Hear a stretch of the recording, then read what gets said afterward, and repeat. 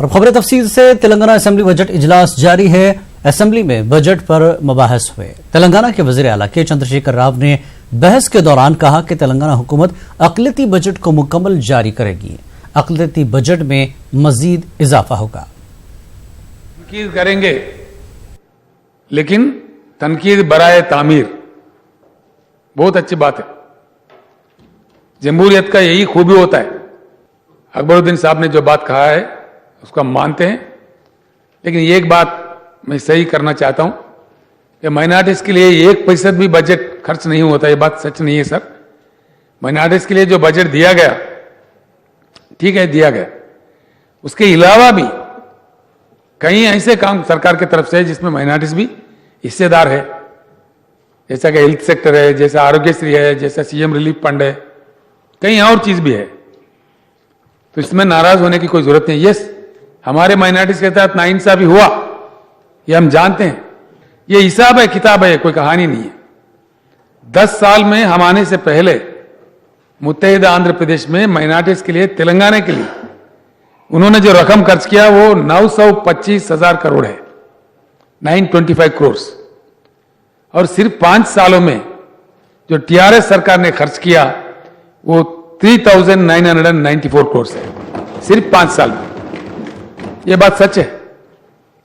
कल अकबर साहब बोलने के बाद मैं अफसरों से पूछा, भाई SC ST के बराबर का दर्जा माइनॉरिटीज को देने का हमने वायदा किया, खासतौर पर मुसलमानों को, क्या अमल नहीं हो रहा है? वो लोग कहे सर बिल्कुल अमल हो रहा है। अगर किसी शख्स को, किसी रुकने असेंबली को, किसी मेंबर को अगर डाउट है तो वो उठा के बता दें, उसको हम सुधारेंगे, रेक्टिफाई करेंगे। मैं हमारे मजलिस इत्तेहादुल मुस्लिमीन के मेंबर्स को वायदा करता हूं कोई ऐसी चीज नहीं होगी। आज अकबर साहब ने जो डिमांड किया कि इस साल का पूरा रकम रिलीज करो, इंशाअल्लाह जरूर भरपूर कोशिश हम करेंगे और सारा का सारा रकम रिलीज हो जाएगा। मैंने फाइनेंस सेक्रेटरी साहब से भी कल बात कर ली, वो हो जाएगा। और आगे चल करके और हम बजट बढ़ाते जाएंगे। हम जैसा जैसा बढ़ते जाएंगे वैसा माइनॉरिटीज के लिए भरपूर कार्यक्रम करेंगे। और एक फकर की बात हमारे लिए यह है कि मरकज से जो भी मिनिस्टर आता है, माइनॉरिटी वेलफेयर का हो या किसी और मिनिस्टर भी आता है, जरूर हमारा माइनॉरिटी रेजिडेंशियल स्कूल देखता है और उनके दिल भर जाता है। कहते हैं कि दुनिया में, पूरे हिंदुस्तान में कहीं भी ऐसे स्कूल नहीं जो आज माइनॉरिटीज के लिए चल रहा है। हमारे लाखों बच्चे वहां पल रहे हैं, वो खवातीन हो, बच्चे हो, अच्छे एक रेवोल्यूशनरी तफ्ता निकल कर आ जाएगा। हमारे माइनॉरिटी सेक्शन में जो रौनक आना चाहिए वो बिल्कुल आ जाएगी इंशाल्लाह। अल्लाह के करम अगर है तो और बढ़ाते जाएंगे और बजट को भी बढ़ाते जाएंगे, यह मैं आपको वायदा करता हूं। इमाम रुकन असेंबली मौज़्ज़म खान ने तेलंगाना हुकूमत से उर्दू मीडियम स्कूल के लिए अलग से DSC मुनक्किद करने की मांग की और उर्दू अकेडमी को प्रिंटिंग प्रेस की सहूलत देने का मुतालबा किया और ट्रैफिक मरकजी हुकूमत के नए ट्रैफिक कवानीन पर अमल नहीं करने की अपील की। Honorable Chief Minister to order to conduct of the separate DSC for the Urdu medium school teachers post and also request you to kindly de-reserve the vacant Urdu teachers post which are reserved for SC/ST women candidates into open category. The fresh applications and clear old applications from the minority persons for the subsidy for the bankable schemes for the financial year 2019-20 with the allotment and release of the sufficient budget. The government to provide printing facility to the Urdu Academy for the printing Urdu medium schools, textbooks and Telangana state. Mini RTC buses in the old city.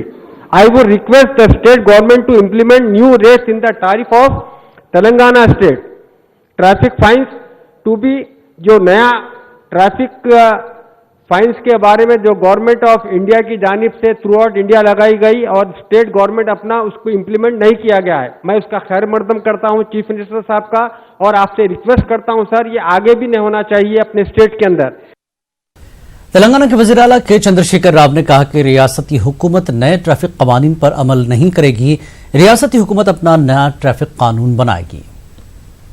सबसे बताया सब सारे चीजों पर गौर करेंगे। और Urdu medium teachers का ताल्लुक से आपने जो डिमांड किया, मैं एजुकेशन मिनिस्टर साहिबा से कहता हूं जल्द से जल्द एक मीटिंग बुलाएगी, आप भी शामिल हो जाए उसमें, उसके मुताबिक एक फैसला ले लेते हैं, जो करना चाहिए वह करते हैं। बाकी सारे चीजों पे government will take a sympathetic view. ये खत्म करते हैं। लास्ट पॉइंट, ट्रैफिक रूल्स जो नया कानून मरकज का सरकार लाया, उसको अभी हम यहां इंप्लीमेंट नहीं करेंगे, हम अपना कानून बनाएंगे। अभी कोई जल्दी नहीं है, हमारे कोई लोगों को सताने का भी हमारा कोई इरादा नहीं है। वज़ीर आला के चंद्रशेखर राव ने कहा कि अमरावती की तामीर सिर्फ पैसों की बर्बादी है। उन्होंने इस रकम को तरक्याती कामों के अलावा ज़रूरी कामों में खर्च करने का साबिक वज़ीर आला को मशवरा दिया है। असेंबली में अपने खिताब के दौरान केसीआर ने ये बात कही। పక్క రాష్ట్రంలో 53,000 కోట్లు పెట్టి అమరావతి కడతాంటే దాన్ని డప్పు కొడతారు. ఓహని అది డెడ్ ఇన్వెస్ట్మెంట్ కట్టచ్చు అధ్యక్ష. ఆ చంద్రబాబు నాయుడు గారు కూడా చెప్పింది కట్టక వేస్ట్, రాయలసీమ నీళ్ళు తీసుకపోని చెప్పింది. సరే కట్టిండు, ఆయనతో కట్టిపోయి లెక్క పడు పరిణామం ఏంది తెలిసింది. ఆయన ఇక్కడ రైతులకు అది డబ్బు వేస్ట్, ఎత్తిపోతలు వేస్ట్. ఆయన తెలుస్తుందా తెలియదా నాకు అర్థం కాలే.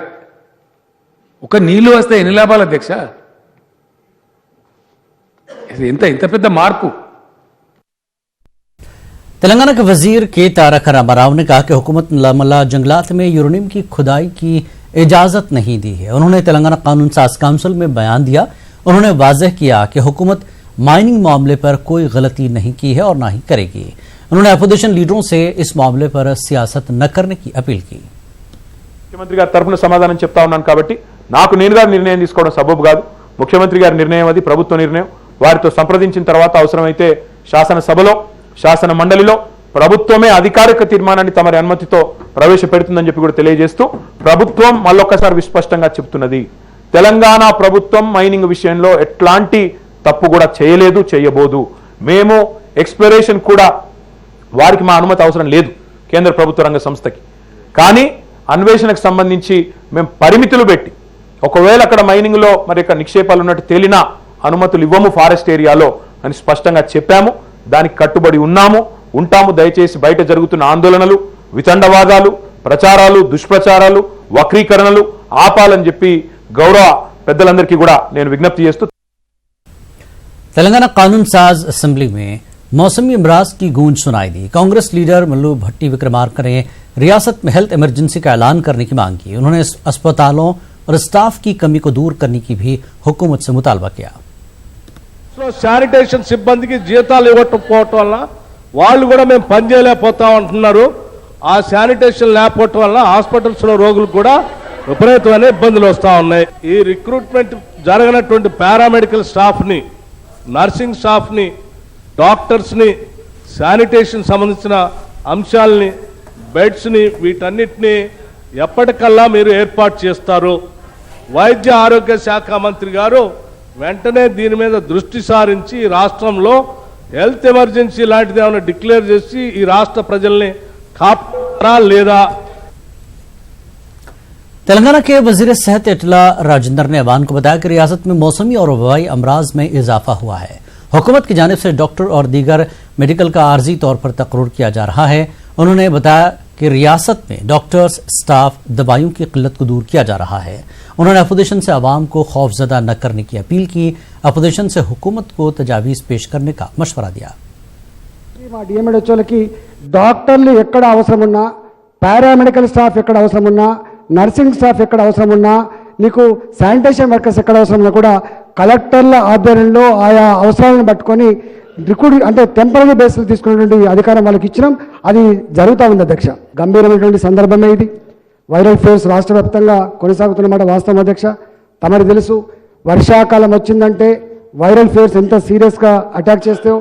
ఈ మధ్య కాలంలో ఉన్నటువంటి వర్షాకాలం అంతా కూడా 2 రోజులు 3 రోజులు ఈ తుప్పురు లెక్క పడడం వల్ల, సూర్యరశ్మి బయట రాకపోవడం వల్ల, ఆ మెత్తగా వాతావరణం వల్ల కొంత డెంగ్యూ జ్వరాలు ప్రబలినమాట వాస్తవం అధ్యక్ష. విద్యా ఆరోగ్య శాఖలో పనిచేటువంటి ఈ సిబ్బంది అంతా కూడా ఇంత పరిస్థితిని ఎదుర్కొన్నందుకు ఈ వేదిక ద్వారా నేను అభినందన తెలియజేస్తున్నాను అధ్యక్ష. ఇంకొక 4 రోజుల పాటు ఈ పరిస్థితి ఇట్లా కొనసాగేటువంటి ఆస్కారం ఉంది. తప్పకుండా ఈ 1 మంత్లో ఎక్కడ డాక్టర్ల షార్టేజ్ లేకుండా, స్టాఫ్ షార్టేజ్ లేకుండా, మందుల షార్టేజ్ లేకుండా, సెలైన్ బాటిల్ షార్టేజ్ లేకుండా, ఇవాళ అనాలిసిస్ సెంటర్స్ ఏవైతున్నాయో పెథలాజికల్ ల్యాబొరేటరీ ఫెసిలిటీస్ ఏవైతున్నాయో వాటికి కూడా ఎక్కడ షార్టేజ్ లేకుండా ఇవన్నీ కూడా కొనసాగుతున్నాయి అధ్యక్ష. స్టాఫ్ లేదని మా దగ్గర మందులు లేవని ప్రైవేట్ హాస్పిటల్ పంపలేం కదా అధ్యక్ష. ఇవాళ ప్రభుత్వం మీద ఉన్న విశ్వాసానికి నాంది ఇవాళ ఆ కిక్కిరిసినటువంటి హాస్పిటల్ అధ్యక్ష. ఒకవైపు విషజ్వరాలు వస్తున్న మన వాస్తవం అధ్యక్ష, కానీ మన బాధ్యత ఏంటి అధ్యక్ష, ప్రభుత్వం మీద నమ్మకంతో ప్రభుత్వ హాస్పిటల్కి వచ్చినప్పుడు బెడ్లు లేకపోయినప్పటికీ కూడా కారిడార్లలో బెడ్లు వేసి కింద పరుపులు వేసి అలా ట్రీట్ చేసే పద్ధతిని అప్రిషియేట్ చేయాలి తప్ప మీరు దాన్ని డిస్కరేజ్ చేయొద్దని చెప్పి నేను మనం చేస్తాను అధ్యక్ష. తెలంగాణలో బ్రహ్మాండంగా డాక్టర్లు ఉండాలని చెప్పి ఇలా 4 మెడికల్ కాలేజీలు తెచ్చుకున్నాం అధ్యక్ష. రాష్ట్ర ప్రభుత్వం మొట్టమొదటిగా promotive activity, preventive activity, curative activity దశల వారీగా ఎన్నుకున్నాం అధ్యక్ష. मजलिस-ए-इत्तेहादुल मुस्लिमीन के अरकान कानून साज काउंसिल ने हाउसिंग स्कीम में हुई बेकायदगियों की सीआईडी जांच रिपोर्ट जारी करने और डबल बेडरूम मकानों की तामीर और अलॉटमेंट पर वजीर हाउसिंग से सवाल किया। राव साहब ने जो इंदिरम्मा स्कीम और अदर स्कीम्स में जो इरेगुलरिटीज़ रहे हैं उस पर एक सीआईडी इंक्वायरी के लिए ऐलान किया था। मैं समझता हूं साहब कि ये इंक्वायरी कंप्लीट हो चुकी होगी, तो मैं आपके ज़रिए से ऑनरेबल मिनिस्टर साहब से ये जानना चाहता हूं कि क्या सीआईडी फाइंडिंग रही और क्या एक्शन लिया गया है। ग्रेटर हैदराबाद म्यूनसिपल कॉरपोरेशन के लिमिट्स में जो कंस्ट्रक्शन चल रहे हैं वो अब तक कितने कंप्लीट हुए और अब तक किन किन को अलॉटमेंट दिया गया है, और मज़ीद जो पिछले 2-3 साल में जो एप्लीकेशंस हमने रिसीव किए हैं वो एप्लीकेशंस को कैसा उस लोगों को ग्राउंडेड करेंगे, तो कहाँ पर उसके लिए क्या प्लान रहा है, कहाँ पर जो है उसका न्यू प्रोजेक्ट्स बना रहे हैं। तेलंगाना के वजीर हाउसिंग प्रशांत रेड्डी ने एमआईएम के अरकान कानून साज काउंसिल को जवाब देते हुए कहा कि हाउसिंग स्कीम की बेकायदगियों की सीआईडी रिपोर्ट हुकूमत के पास है। महकमे हाउसिंग को रिपोर्ट मिलने के बाद जल्द रिपोर्ट को मंजर आम पर लाया जाएगा। उन्होंने बताया कि जीएचएमसी हुदूद में हुकूमत 1 लाख डबल बेडरूम मकानों की तामीर कर रही है। ये अभी तक हमारे हाउसिंग डिपार्टमेंट को भी आए नहीं, इट इज़ विद गवर्नमेंट। उसके बाद डिटेल्स लेके मैं आपको दे दूंगा। और आप जीएचएमसी के बारे में आप पूछ रहे थे कि पूरे जीएचएमसी में गवर्नमेंट ने 1 लाख घरों को बांधने के लिए सैंक्शन कर लिए थे।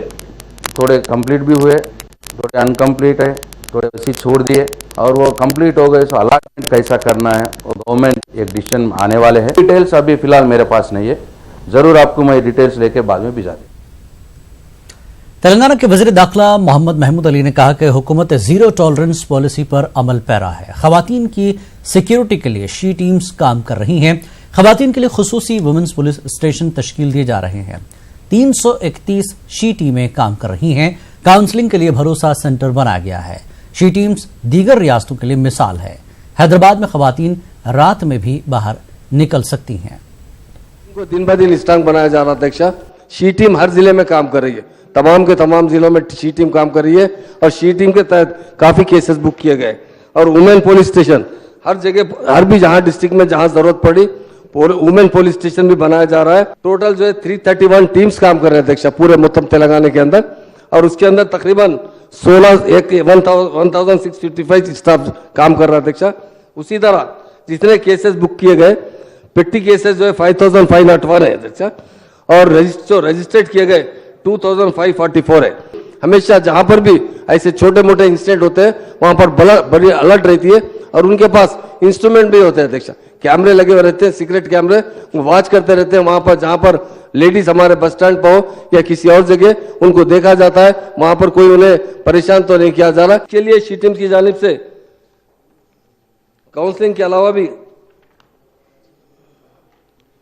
भरोसा सेंटर भी कायम किया गया अध्यक्ष हैदराबाद और विकाराबाद के अंदर, और इसके अंदर खास तौर से एक ऐप कायम किया गया अध्यक्ष। ये बहुत इंपॉर्टेंट अध्यक्ष था, हाक ऐप, HAWKI। हैक आई जो है ये एक ऐसा मोबाइल एप्लीकेशन अध्यक्ष, उसे डाउनलोड किया जाए।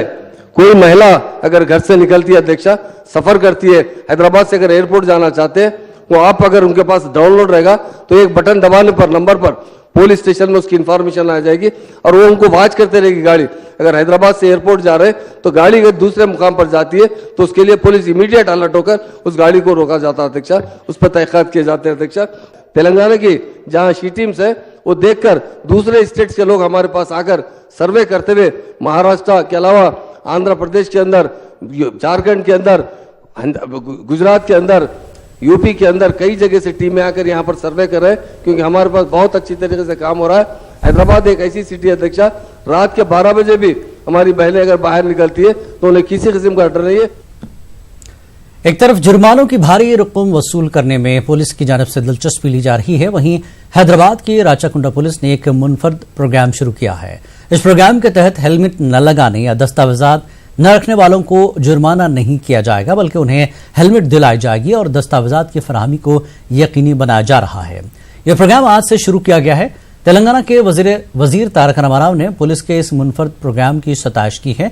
राचाकुंडा पुलिस की इस मुनफरद मुहिम की हर तरफ से सताइश की जा रही है। हेलमेट न पहनने वालों को पुलिस ने हेलमेट दिलाई, लाइसेंस और इंश्योरेंस न रखने वालों के लिए सहूलतें दी जा रही हैं। पुलिस के अनोखे इकदाम से शहरी उलझन का शिकार हैं कि आखिर ये क्या हो रहा है। शहर हैदराबाद की सड़कों पर रात के औकात में लापरवाही से ड्राइविंग करने वाले अफराद के खिलाफ शिकंजा कसा जा रहा है। सिटी पुलिस ने कल रात KBR पार्क तथा जुबली हिल्स तक स्पेशल ड्राइव मुनक्किद किया। इस दौरान पुलिस ने 15 टू व्हीलर गाड़ियों और 3 स्पोर्ट्स कारों को अपने कब्जे में ले लिया। इसके अलावा 18 नौजवानों को भी पुलिस ने अपनी तहवील में लिया। आज सुबह इन नौजवानों के वालिदैन की मौजूदगी में काउंसलिंग की गई। पुलिस के आला अहदेदारों ने बताया कि इस तरह 3 मरतबा पुलिस की जानिब से हिरासत में लिए जाने के बाद इन नौजवानों के खिलाफ केस दर्ज किया जाएगा।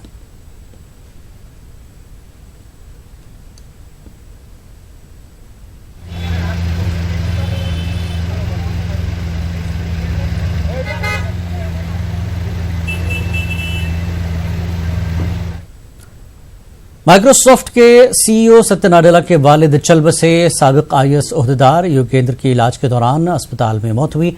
अपने वालिद की आखिरी रस्मात में शिरकत के लिए सत्य नाडेला हैदराबाद आए हुए हैं। आज उनके वालिद की आखिरी रस्मात अंजाम दी जाएगी। तेलंगाना हुकूमत ने सरकारी सतह पर आखिरी रस्मात अंजाम देने का ऐलान किया है।